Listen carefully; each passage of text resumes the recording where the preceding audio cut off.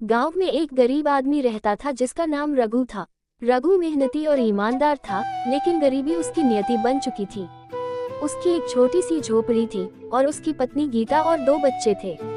रघु खेती करता था, पर जमीन कम थी और जो उपज होती थी वह केवल घर चलाने के लिए ही काफी थी। कभी कभी उसे दूसरों के खेतों में मजदूरी भी करनी पड़ती थी। गांव में त्योहार का समय आने वाला था। हर साल गांव में दशहरे का बड़ा मेला लगता था। लोग नए कपड़े पहनते, तरह तरह के पकवान बनते और खूब धूमधाम होती। रघु के बच्चों ने भी सुना कि इस बार मेले में मटन की खास दावत होगी। बच्चे बहुत खुश हुए और रघु से मटन खाने की जिद करने लगे। रघु ने बच्चों की आंखों में चमक देखी और मन ही मन ठान लिया कि वह अपने बच्चों को मटन जरूर खिलाएगा, चाहे इसके लिए उसे कुछ भी करना पड़े। लेकिन रघु के पास इतने पैसे नहीं थे कि वह मटन खरीद सके। उसकी पत्नी गीता ने कहा, रघु, हम इतने गरीब हैं, मटन कहाँ से आएगा? घर चलाना मुश्किल है, बच्चों की जरूरतें पूरी करना ही मुश्किल हो रहा है।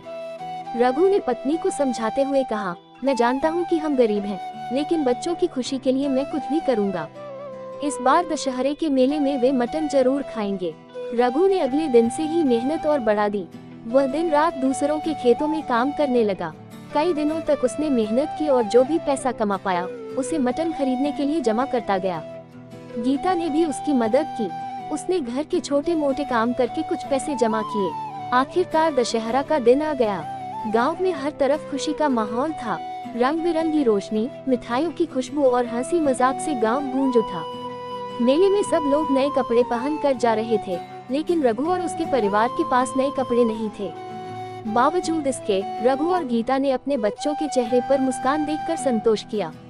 रघु अपने बच्चों और पत्नी के साथ मेला देखने पहुंचा। बच्चों की खुशी का ठिकाना नहीं था। वे हर चीज को बड़े ध्यान से देख रहे थे, लेकिन उनकी निगाहें मटन के स्टॉल पर लगी हुई थी। रघु ने अपनी जेब में हाथ डाला और जो थोड़े बहुत पैसे उसने जमा किए थे वो गिने। पैसे मटन खरीदने के लिए काफी थे। उसने पत्नी से कहा, गीता, चलो मटन खरीदते हैं, आज हम भी अच्छे से खाएंगे। रघु मटन वाले के पास गया और बोला, भाई, मटन देना। मटन वाला उसकी गरीबी को देखकर हंस पड़ा। तुम मटन खाओगे? तुम जैसे लोग क्या मटन खरीद सकते हैं? उसने तिरस्कार भरे स्वर में कहा। रघु को मटन वाले की यह बात सुनकर बहुत बुरा लगा, पर उसने हिम्मत नहीं हारी। मेरे पास पैसे हैं, मैं मटन खरीद सकता हूँ, रघु ने आत्मविश्वास से कहा। मटन वाले ने पैसे देखे और गिनकर मटन तोलने लगा, लेकिन उसने जानबूझकर मटन का वजन कम कर दिया। रघु समझ गया, लेकिन उसने कुछ नहीं कहा।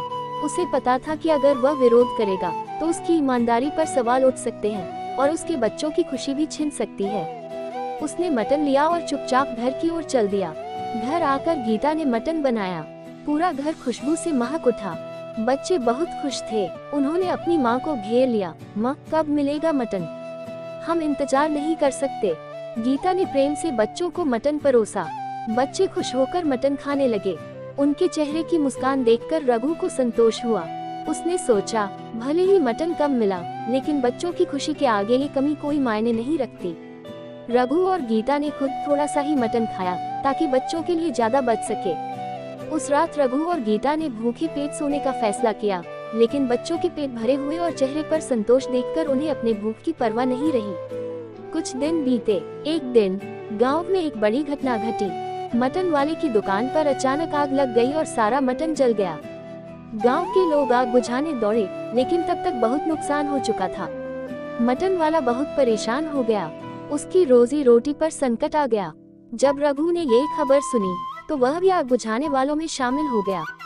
उसने अपने गांव वालों के साथ मटन वाले की मदद की। मटन वाला दुखी मन से अपनी दुकान के पास बैठा था। तभी रघु उसके पास गया और कहा, चिंता मत करो भाई, हम सब मिलकर तुम्हारी दुकान फिर से खड़ी करेंगे।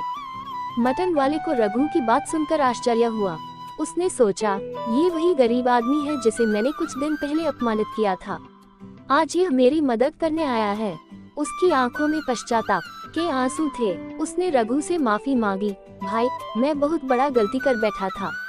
तुम गरीब जरूर हो, लेकिन दिल के बहुत अमीर हो। तुमने मेरी मदद की जब मैं मुसीबत में था। रघु ने मुस्कुराते हुए कहा, हम सभी एक दूसरे की मदद करने के लिए ही तो हैं। तुमने जो किया वो पुरानी बात हो गई। अब हमें एक दूसरे का सहारा बनना चाहिए। इसके बाद गांव के सभी लोगों ने मिलकर मटन वाले की दुकान को फिर से खड़ा किया। गांव में रघु की ईमानदारी और मददगार स्वभाव की तारीफ होने लगी। मटन वाला भी अब रघु का आदर करने लगा। उसने रघु और उसके परिवार को मुफ्त मटन देने का वादा किया, लेकिन रघु ने मना कर दिया। उसने कहा, मैं मेहनत से कमाना और खाना चाहता हूँ। अगर कभी जरूरत पड़ी तो जरूर मदद मांगूंगा। इस घटना के बाद रघु और मटन वाले के बीच एक अच्छी दोस्ती हो गई। मटन वाला अब हर त्योहार पर रघु और उसके परिवार को खुद बुलाकर मटन खिलाता था। रघु की ईमानदारी और उसकी दरियादिली की चर्चा पूरे गांव में फैल गई और लोग उसे सम्मान की नजर से देखने लगे। रघु अब भी गरीब था, लेकिन उसकी गरीबी में अब संतोष और खुशी शामिल थी। उसने अपने बच्चों को ये सिखाया कि असली दौलत पैसों में नहीं, बल्कि दिल की उदारता और दूसरों की मदद करने में है।